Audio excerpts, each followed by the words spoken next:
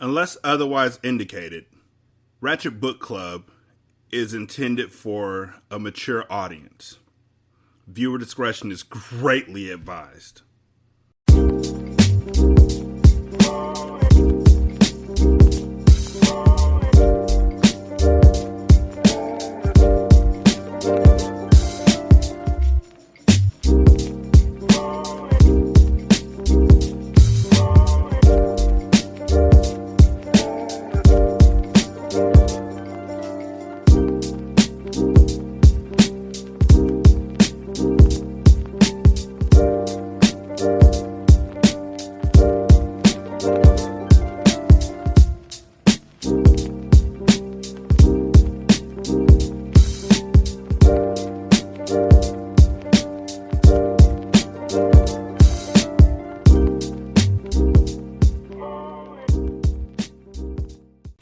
Welcome to Ratchet Book Club, where we read hood classics and good classics. I'm Derek. 916-633-1537, Ratchet and Ratchet at gmail.com, Ratchet Book Club on Twitter, Ratchet Book Club on Facebook. Chapter 19. Franklin Bennett swam out of slumber, immediately consumed with a raging restlessness and an unstoppable urge to do something. Something he could not articulate. Not yet. But the nameless compulsion drove him to action. He flung away the bed sheets. He was in a hospital room. His glasses lay on a nightstand. He reached for them, as was his habit upon awakening, and paused. His vision, without the spectacles, was hawk sharp. He could clearly discern even a speck of dirt on the far wall. He pursed his lips, confused. What is happening? I'm a patient here, it seems. How long have I been asleep? Days? Weeks? I cannot recall. Most important, why am I here? I cannot remember. Perhaps he could remember, if he exerted the mental effort, but it didn't seem worth the trouble. He was a prisoner to the urge that he could not elucidate. Satisfying the need was the only endeavor worthy of his attention. He rose into a sitting position. The overstuffed chair beside the bed was empty, but Ruby had been sitting there only a short while ago. He smelled her lingering feminine scent. Smelled her? What an odd way to determine his wife's whereabouts. It doesn't matter. I have to find Ruby. I have to get my hands on her. She has what I need. I do not know what it is, but she has it in abundance. He bounded out of the bed, with an agility that he had not known since he was a teenager. His gown billowed around him. He had to get out of this foolish get-up, after he had found Ruby.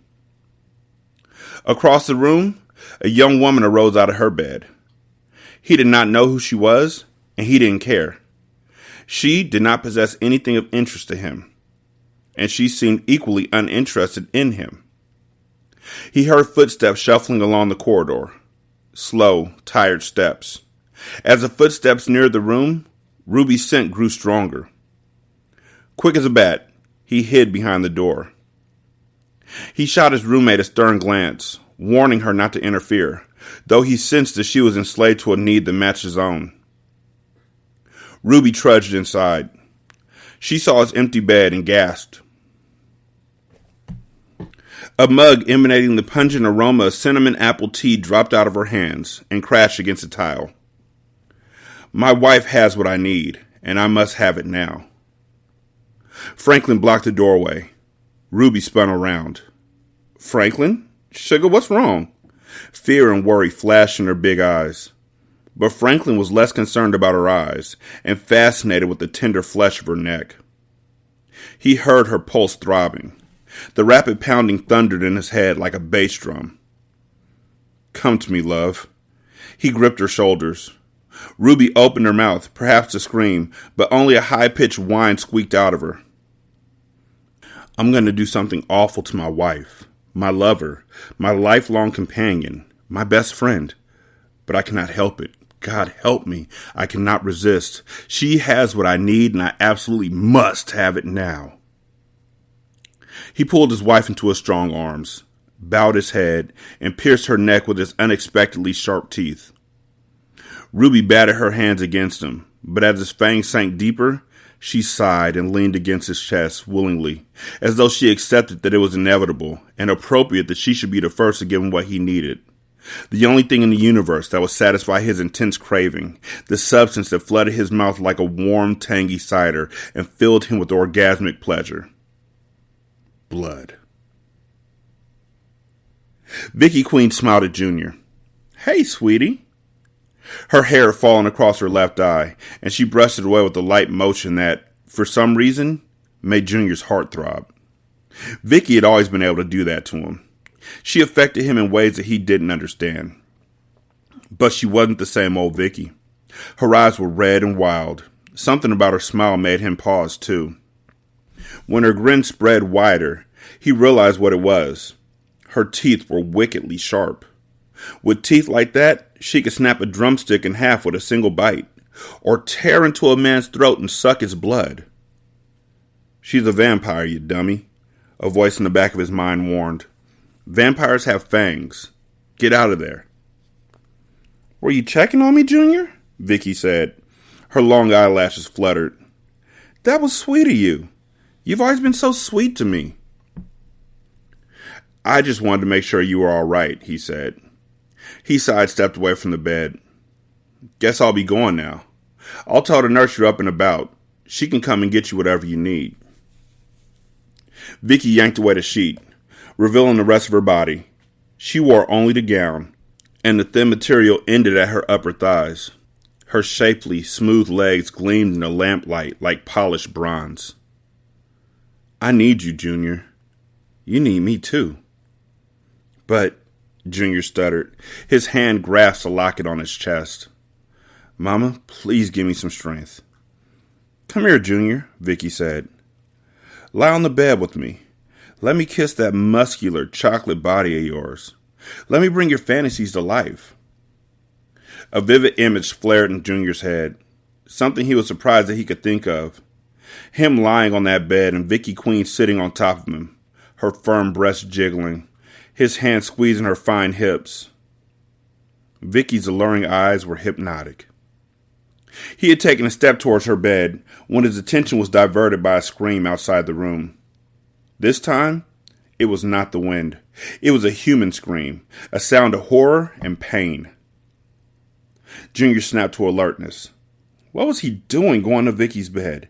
She was going to do something bad to him. Vicky hissed. Her eyes narrowed to red darts. Junior ran to the door. He didn't dare look behind him and get caught in Vicky's spell again. In the hallway, he dashed past rooms. He glanced in Doc Bennett's room and saw something terrifying. Doc Bennett was standing and had cradled Miss Bennett in his arms, as if she had passed out in a faint. He turned and looked at Junior, and blood streamed down Doc Bennett's chin. His red lips formed a smile that chilled Junior to the marrow. Doc Bennett's a vampire. Vicky Queen's a vampire. I bet everyone back here is turned into a vampire. He was afraid to check on the other people and confirm his idea. He concentrated, instead, on getting out of there. The exit out of quarantine seemed to be 100 miles away. Up there, a female nurse strained to open the doors. She had bright red bite marks on her pale neck. She must have been the one who had screamed. I got it, miss, Junior said. He pulled open the double doors, and the woman stumbled through. Junior risked a look over his shoulder. Patients poured into the hallway, like wild animals released from cages. Inhuman hunger burned in their crimson eyes. They hissed and spat. Their long fangs gleamed like needles. God, all of them had become vampires. Outside quarantine, the patrol team members looked frightened and bewildered. Junior snatched the ring of keys off the desk to lock the doors. Don't just stand there, Junior shouted. Let's keep them from getting out. Then the lights went dead.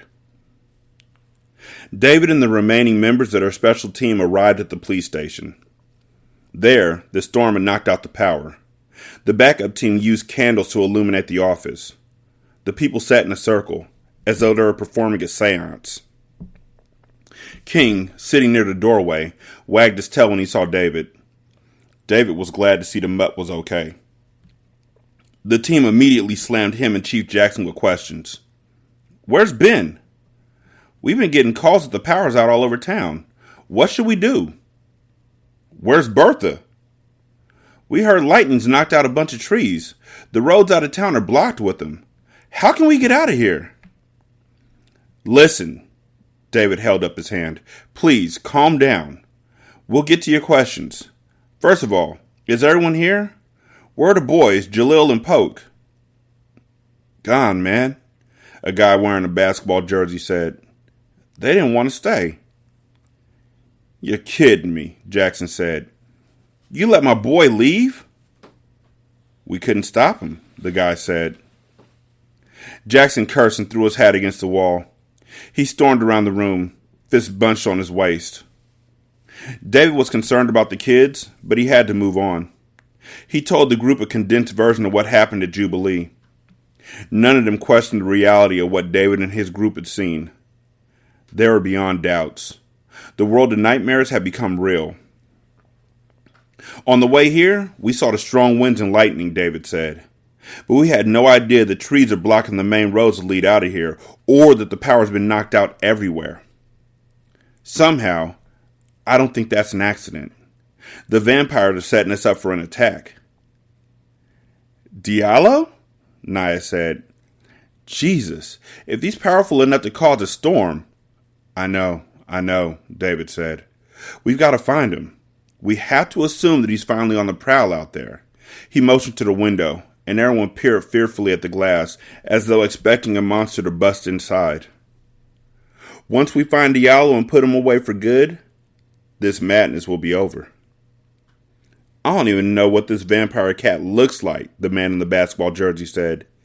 "How are we supposed to take him out?" "You'll know who he is if you see him," David said. "He's not like you and me, remember. If you see either Diallo or his son, you'll know it. Trust me, I expect him to show up on our radar at any second." A frantic voice crackled from the team's two-way radio. At the hospital, the patients in quarantine were on the move, and all of them were vampires.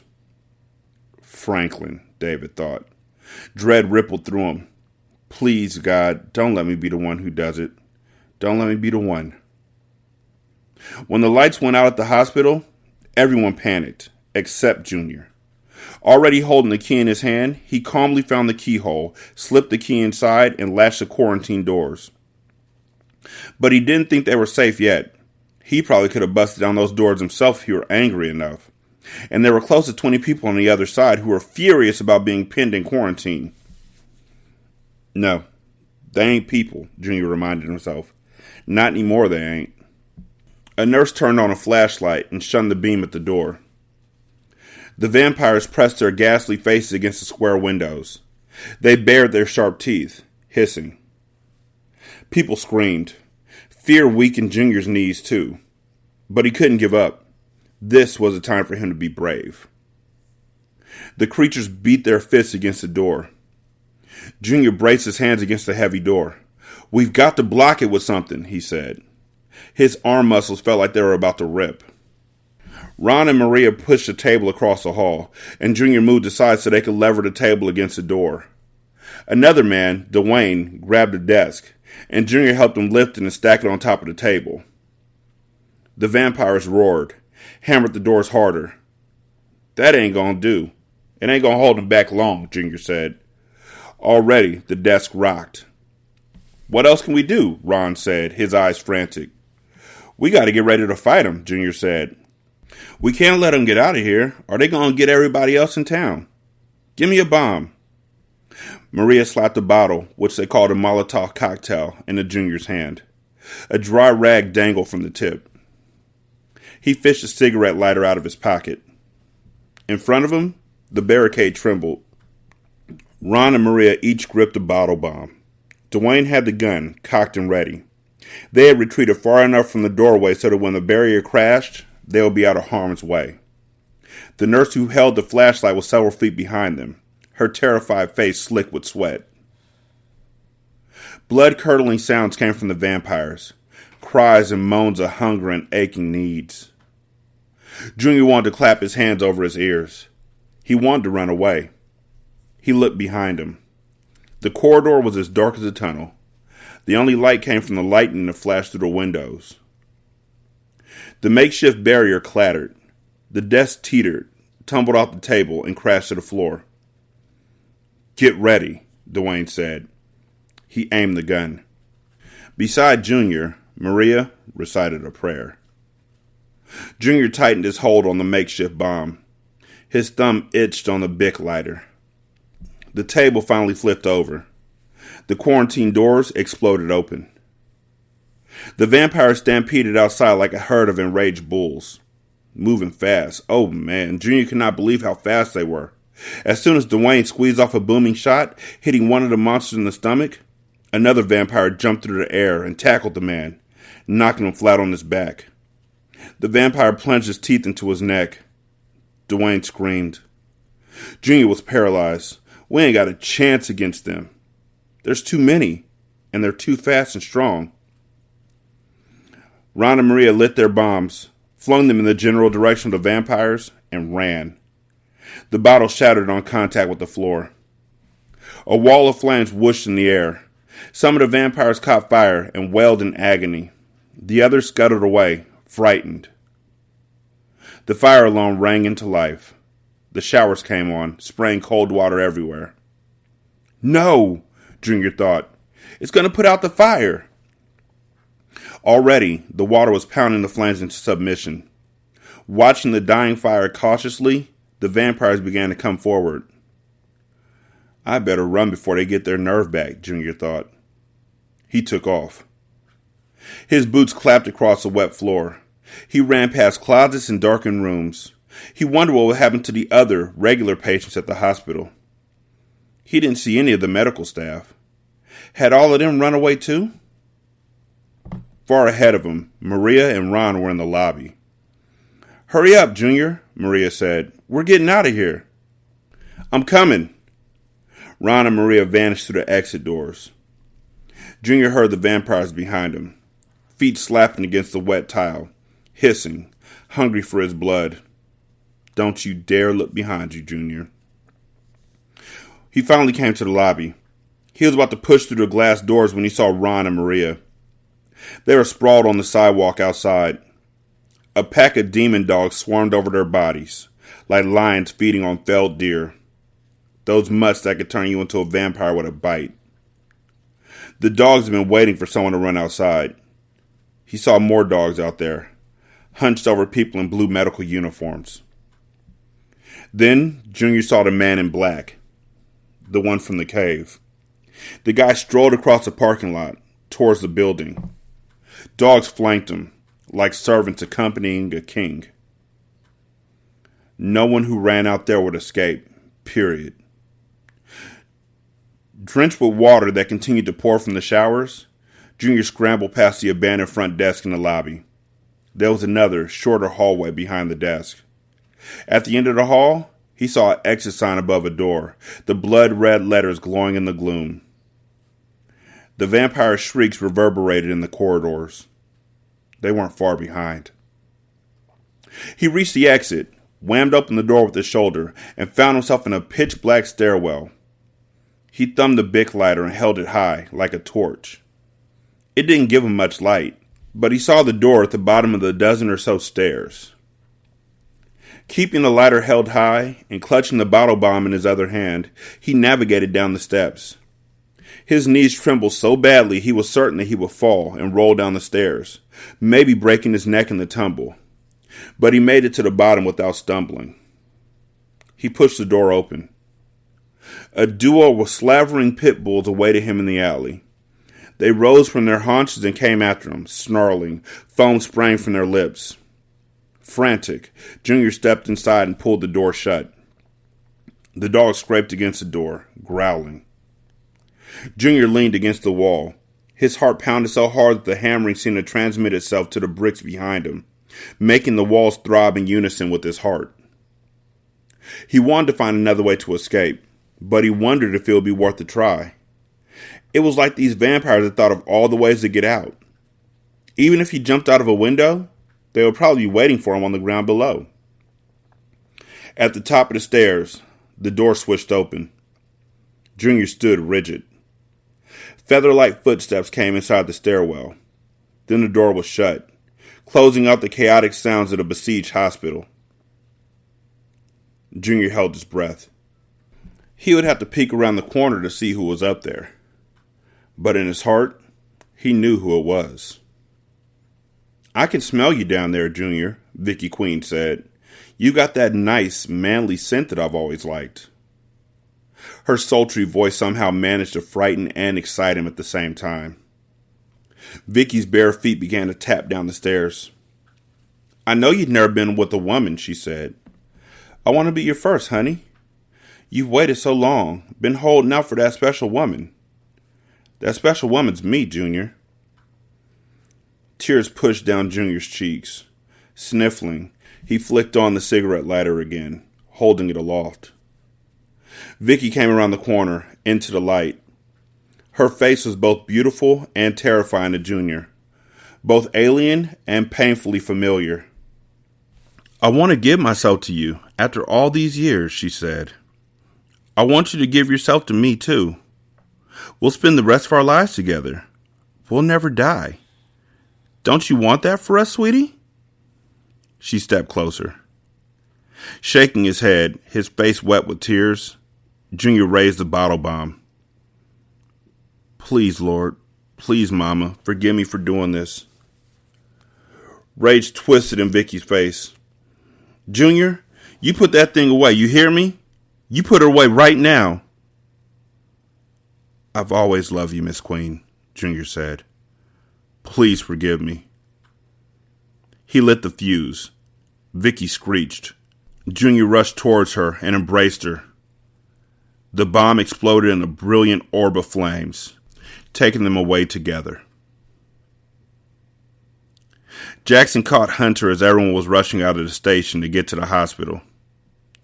"Hunter, I can't go to the hospital with y'all," he said. David's eyes were full of understanding. "It's Jalil, isn't it? I've got to find him."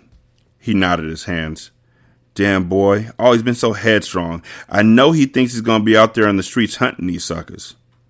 I can't let him be running around out there alone. I'm the police chief, but I'm a daddy first."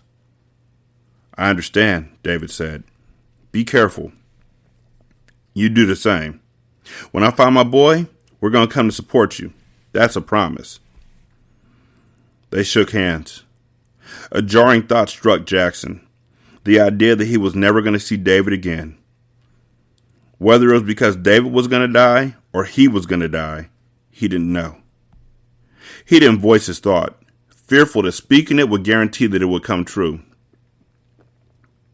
David left. Jackson looked around the office. Now, only a single candle glowed, leaving most of the room in shadow. But Jackson had spent so much time there over the years that he didn't need any light at all. This place had become more like his home than his own house. He had been notified of major events in his life while sitting right over there at his desk. His wife going into labor with their son. Jalil's first shaky steps. His father's death. His wife contracting cancer. There was a lifetime of memories here, both good and bad. He blew out the candle. Then he left to find his son. Jalil was not about to go into battle against the bloodsuckers without some kind of bomb. When he and Polk discovered that the gas can in the garage was empty, they returned inside the house and went into the kitchen. He found plenty of flammable stuff inside the cupboards. While Polk shone the flashlight over him, he filled several beer bottles with the dangerous liquids, packed strips of towels into the bottlenecks as wicks, and secured the fuses with wire trash bag ties. Rumbles of thunder clinked the plates in the dish rack. An angry wind swatted the window. "That storm's kicking ass," Polk said. "When we going when we leave here?" "We gonna cruise around town," Jalil said. "I know there's gonna be shit popping everywhere. I can feel it. Can't you?" Polk wiped sweat from his face with his forearm. "Yeah. That's why I'm about to piss on myself. I should have got the fuck out of Dodge when I had the chance. Carloads of niggas broke out after that meeting at the church. It was like a caravan going to a big-ass family reunion. Cowards, Jalil said. He packed the towel into the last bottle. How you gonna give up your crib and everything you have just like that? My family's been here forever, man. I ain't giving up my shit without a fight. Hey, you hear that? Poke whispered. Jalil listened. He detected a sound underneath the groaning thunder. It grew louder with each beat of his heart. Music, Jalil said. Not just any music, Poke said. That's Jacktown. I ain't got to tell you who's always bumping they shit. Nah, you sure don't, Jalil thought.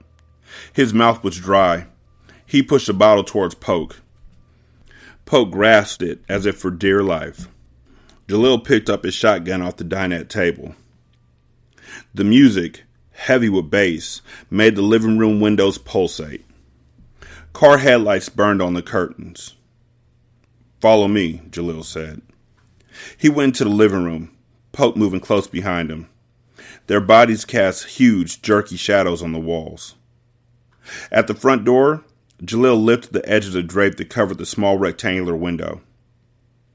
A blue Oldsmobile 98 was parked across the lawn, headlamps angled towards the living room. The car's tinted windows prevented Jalil from seeing who was inside, as if there was any doubt.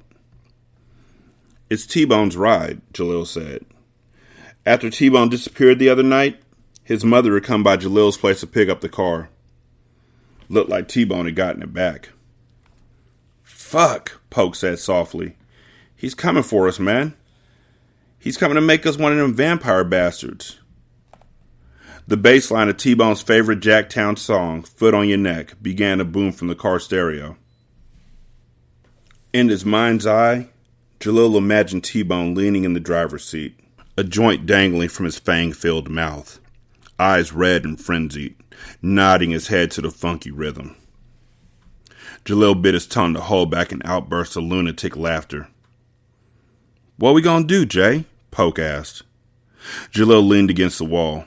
Before, he was gonna laugh. Now, he felt nauseated. We're going to go out there to get him, Jalil said. Fuck that, you crazy nigga. Either we go out there to get him, or he's coming in here to get us, Jalil said. He'll be expecting us to run and hide.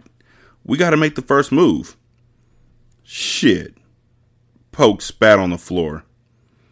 Ordinarily, Jalil would have busted him out for spitting on the carpet, but there was no time for pettiness. Alright, cool. You go first. We're going out there together. I'll lead. Damn. I'm gonna kick your ass when it's all over. I'm tired of you putting me through all this shit. Poke, we get through this and I'll be glad to let you borrow my cleats so you could kick my ass with them, Jalil said. Are you ready? Remember our plan. I'm the shooter. You're the bomber. Man, I don't know if I could take out our boy. Poke gripped the beer bottle, but his eyes were wet. He's not our boy anymore. He's a monster. He'll rip out our throats if you give him the chance. We have to move on him. All right. Poke closed his eyes, as if speaking a quick prayer. Then he nodded. I'm ready. Giving pep talks to Poke had the side benefit of quieting Jalil's own anxiety. If Poke had not been there for him to motivate and direct, he would have had a hell of a time dealing with this stuff. Acting as a brave leader for his boy helped him feel kind of fearless, although he wasn't completely without fear. Before putting his hand on the doorknob, he murmured a short prayer of his own. Holding the shotgun in one hand, barrel aimed at the ceiling, he opened the door. He pressed the latch on the screen door. Cold wind smacked him in the face and snatched open the screen door. In the car, Jacktown's song played on. The porch was clear. Jalil moved across it, stepped down the concrete steps. Poke was close on his heels. Let's check out the car, Jalil said. Okay, I'll cover you from back here, Poke said. Jalil wanted Poke to stick with him, but it was obvious that just getting Poke to come outside had pushed his friend to the limit of his courage. Jalil decided to let it ride. Jalil crept across the grass, closer to the Oldsmobile. The music's earthquake bass pounded in his bones. Don't vampires have super sensitive ears? Jalil wondered. If so, how in the hell can T-Bone stand this music? He grasped the handle of the passenger side door. Pulled. The door opened with a creak, releasing the mingled odors of marijuana, stale beer, and funk. The car was empty. Is he in there? Poke said. Jalil turned to respond, and that was when he saw the shadowy shape on the roof of the house. The figure crouched, muscles bunched, as though ready to leap. Run, Poke! Jalil said. But as the words flew out of his mouth, the creature was already bouncing off the roof, as if catapulted in the air by a trampoline. It swooped to the ground and landed behind Poke, and by the time Poke heard Jalil's warning and started to dash, the vampire had already twisted his arm around his neck. Poke let out a strangled scream. The vampire used to be T-Bone, but it bore little resemblance to the kid Jalil remembered. Its braided hair was messy and full of dirt. Dried mud was caked on its face like war paint. Its eyes were bloodshot. Saliva dribbled from its lips, and glistening snot trailed from its nostrils. A big, fake platinum cross dangled from the vampire's neck, the same necklace T-Bone wore all the time. Jalil's testicles felt as though they were retracted inside of his pelvis. He had been out of his mind for leaving the police station to hunt these things. This was 10 times worse than the vampiric mutts. Get it off me! Get it off me! Poke said in a garbled voice.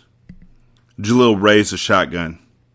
But the vampire and Poke were so close together that he didn't feel confident about blasting the vamp without hurting Poke. Let go of him, T-Bone, Jalil warned, or I'm going to nail you.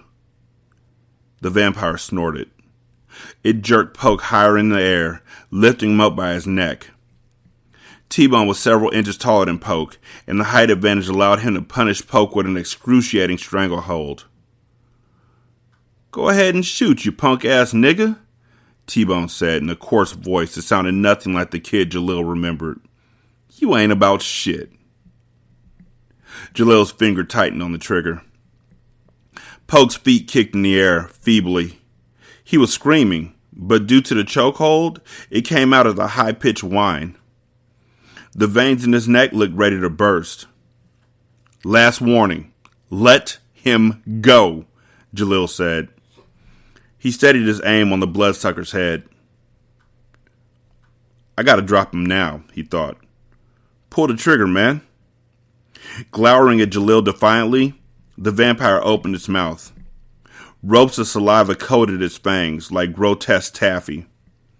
Shoot him! Swift as the snake, the vampire buried his teeth into Poke's neck. Jalil finally squeezed the trigger, the gun's hard recoil snapping through his arms. The spray of buckshot cleaved across the top of the beast's skull, tearing away a chunk of scalp and hair. The vampire screeched. Its arm loosened from around Poke's throat. Poke slumped to the grass like a bundle of clothes. But the vampire, though wounded, was not dead. It charged Jalil, teeth bared, hissing. Frantic, Jalil pumped the shotgun for another shot, and it got stuck. Shit! He heard his dad's voice in his mind, admonishing him to oil and clean his firearms regularly to maintain their effectiveness. Now, son, gotta take care of your guns. You take care of your guns, and they'll take care of you. The vampire ripped the shotgun out of his hands. Jalil spun, and without thinking, dove into the open passenger side of the Oldsmobile. He slammed the door and mashed down the lock with his fists. Found the automatic lock and hit it too, engaging the locks on all 4 doors. The thunderous music made his teeth rattle. The bloodsucker hopped onto the hood of the car, the metal creaking under its weight. It planted itself there on its knees, drew back its fists, and punched the windshield. Jalil screamed and covered his eyes. Glass shattered, fragments sprang over his head. The vampire shoved his long arm through the jagged rupture in the window. It seized the front of Jalil's shirt. Jalil could not help thinking that the monster's dirt-smudged nails looked exactly like T-bones after a long day of basketball. He wrapped his hands around the vampire's wrists, trying to break its grip on him, but it was like trying to loosen a steel vice. The monster pushed his hand forward and closed his long fingers around Jalil's throat. Jalil gagged. The thing's fingers were so chilly, they might have been formed of ice. I'm dead. This is it. He's going to yank me out the window and suck me dry. Like a powerful robotic arm, the vampire began to draw Jalil forward. His body was too wide to fit through the hole, but he doubted that would stop the creature from forcing him through, scraped and bleeding. As he was lifted forward, his chest pressed against the steering wheel, activating the horn. It blared a futile warning to the uncaring night. Stars swarmed at the edges of Jalil's vision. He couldn't breathe. He was blacking out. A whoomp filled Jalil's eardrums. Then, a howl of pain. The vampire let go of him. Jalil dropped against the seat, dizzy. But he saw the vampire. It was on fire. It snatched his hand out of the window and leapt off the car, screaming, covered in flames. Jalil tried to open the door, remembered that it was locked, popped up the lock, and rolled out of the Oldsmobile. Bent over, he sucked in lungfuls of sweet air. The burning vampire stumbled to the edge of the yard and collapsed on the ground. The stench of torched flesh poisoned the air. Jalil staggered to where Poke sat on the ground, near the porch. I got that motherfucker, Poke said. The cigarette lighter lay in his hand. He blinked sleepily. You were right. He was nothing like our boy no more. He was a fucking monster, man. Gently, Jalil turned Poke's head. A bite wound burned bright red on Poke's neck, like marks seared with a branding iron. Soon, Poke would be one of them. Across the yard, the vampire lay still, gray-black smoke twisting from his corpse and rising into the stormy night sky. Taking in the loss of both of his lifelong friends, Jalil could only do one thing. He lowered his head and cried.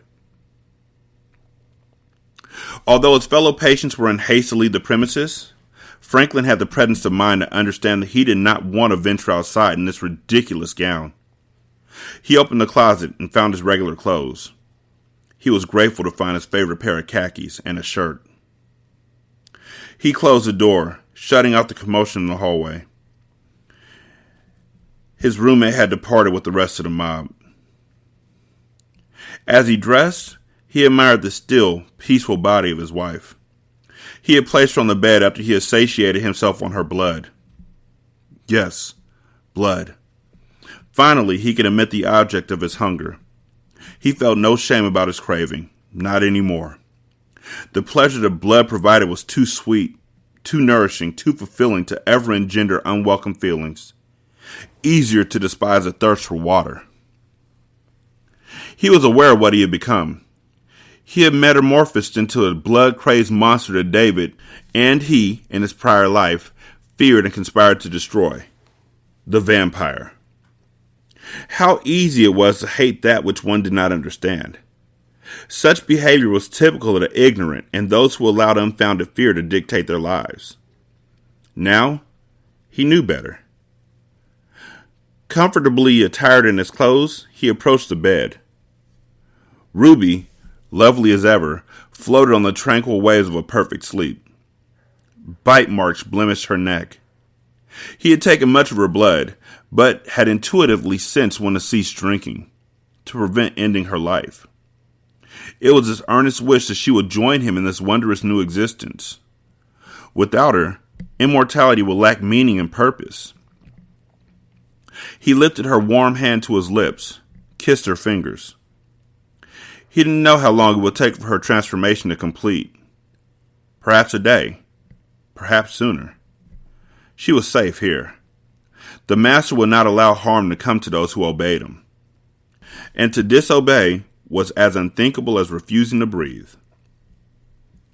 He carefully tucked the bedsheet under his wife's chin. He kissed her cheek. "Sleep well, my dear. I'll return for you soon." He left the room, fastening the door behind him. The dark corridor buzzed with activity. The Valdeway, the unfamiliar but somehow fitting name, came to his mind like a memory of a dream, raced around in a frenzy, seeking to feed on any human in the vicinity. Undisturbed, he proceeded down the hall to the exit. Upon pushing through the glass doors, two unexpected surprises greeted him. Number one, a street bicycle in good condition stood in the metal bike stall, unlocked. Number two, his old dog, Malcolm, was among a pack of hounds that had brought down a number of hapless humans. "Malcolm," Franklin said. He whistled. Tail wagging, the dog trotted to him. Franklin scratched behind the canine's ears, something he used to do all the time in his prior life, much to Malcolm's pleasure. But Malcolm did not allow himself to be stroked for long. He whined, licked Franklin's fingers, and then dashed off to rejoin his pack. Franklin rolled the bicycle out of the stall. He mounted the saddle. He pedaled across the sidewalk that led to the parking lot. He passed Kyle, the master's son. Kyle stood at the end of the path, hands clenched behind his back, viewing the action. Kyle did not look at him. Franklin understood that Kyle did not need to see him in order to sense he was near. But Franklin gave him a wide berth. Deep instinct warned him to keep his distance from vampires like Kyle. It was a bit like a child exercising caution in the company of a stern adult. However, he would obey any commands Kyle issued. The master granted his son authority over them. For the time, the Valdeway were allowed to roam. Franklin pedaled across the parking lot and onto the road that fronted the medical center. His leg muscles were strong, stronger than they had ever been in his prior life, even in his youth. He felt as though he soared on the wings of the gusting wind. And oh, the night. Night had never been so beautiful, so deep, so liberating. He did not have a destination in mind, but something would suggest itself soon. He was growing hungry again. David, Naya, and King were the only ones in his Pathfinder. The rest of the team members had piled into other vehicles and made the 5-minute drive to the hospital, where they hoped to stop the vampire's advance. David clenched the steering wheel. "I know I'm being overly optimistic, but I'm hoping that Franklin is still asleep there. I don't want to have to do this to him." Although David did not say what "do this to him" meant, Naya did not ask for an interpretation. Both of them had been present at Jubilee when the team had destroyed the vampiric deputy in the cellar. "Everything's going to be okay, David," Naya said. In spite of her reassurance, her own voice wavered. David noted that her fingernails, which had been painted and manicured when he had first met her, were bitten down to nubs, the nail polish chipped away. Even King displayed signs of stress. The dog did not move around the back seat looking out of windows as he normally did when riding. He sat ramrod straight, brown eyes watchful, ears raised. Wind blasted across the town, pummeling the trees and tossing debris through the air. Several trees, snapped in half like matchsticks, obstructed the roads. The street lamps were dead, and the homes they passed were dark and abandoned looking. Thunder clapped. Jagged blades of lightning split the purple-black sky. Rain had not fallen yet, but when it did, David was certain that it would come in a torrent. At the next intersection, he turned right, onto Coldwater Lane. The hospital was less than a mile away. "I'm stalling," he realized. "I'm putting along at 20 miles an hour. I never drive this slowly. But God, I don't want to see Franklin." Nevertheless, he had a duty to his team. Poke behind too long, and they would have to fight without him. He was supposed to be the leader. He pressed the gas pedal more firmly. Ahead, on the left side of the road, a green Taurus was parked in the driveway. David would not have paid it any attention, but the interior light was on, as though a door was open, and no one was visible inside the vehicle. He slowed to take a closer look. A low growl rumbled from King. "What's the matter, boy?" Naya said to the dog, but her attention was riveted on the car. Feeling as though he had been cast into a slow-motion sequence in a film, David inched past the Ford, and even as he saw the spectacle on the other side of the car, he had known that this is what he would discover. A young woman in a blue dress lay on the ground beside the open pasture door, bags of spilled groceries surrounding her body. Franklin Bennett, his balding head gleaming in the light, knelt over the woman, as though giving her mouth-to-mouth resuscitation, except his mouth was attached to her neck. A blue bicycle lay on the front lawn, rear wheel jutting in the air. David's jaws locked, his teeth grinding together. He had pressed the brake to the floor. Beside him, Naya had stuffed her hand in her mouth, as if holding back a scream. "Keep on driving," a soft voice whispered in his head. "Pretend you didn't see this. This man is your friend, your elder. You can't hurt him, and you know it. Go on, keep driving. Naya wouldn't mind either." He might have given in to the temptation to drive away, but King began to bark. Grasping the woman possessively in his arms, Franklin turned and saw them. 916-633-1537, Ratchet and Ratchet at gmail.com, Ratchet Book Club on Twitter, Ratchet Book Club on Facebook. You can leave a review on Podchaser, copy that, paste it in the Apple Podcast, copy that, paste it in the Good Pods. Thank you to everybody who's been checking us out on Good Pods. I greatly appreciate it. You can leave a donation at patreon.com/singlesimulcast, also at buymeacoffee.com/sscast, and on the Good Pods app, you can go to our tip jar and leave a donation there. All donations go towards buying books for Ratchet Book Club and movies for Hindsight. I think that's about it. Thank y'all so much for listening. I greatly do appreciate it. Y'all be good. I'm going to holler at you later. Peace.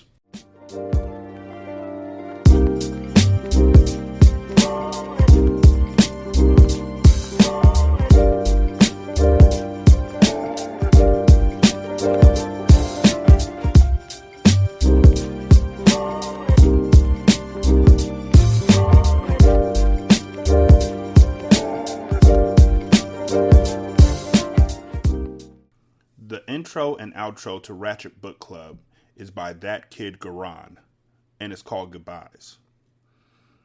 You can email him at tkgbeats94@gmail.com for more information on how to lease this beat.